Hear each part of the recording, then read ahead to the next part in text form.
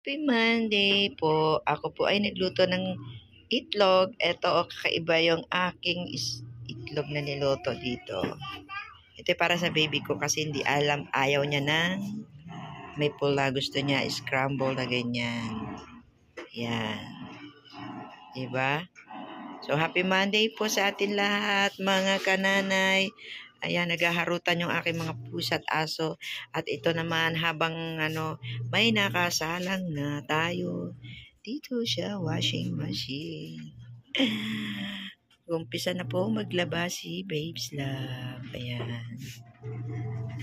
Inuna ko muna yung mga decolor kasi chinecheck ko pa yung mga maliliit, yung mga mapuputi.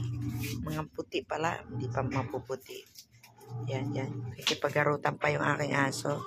So, happy Monday po sa ating lahat. And shout out po sa ating lahat. Ayan. Tayo po ay mag-almusal na. May kasama pang takol. Ayan. Hey! Quiet. Nagbablog ako. Yan. Ito po yung sa akin.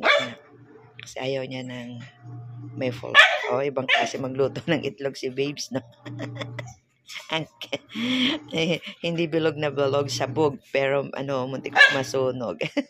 Yan, bye-bye po, bye.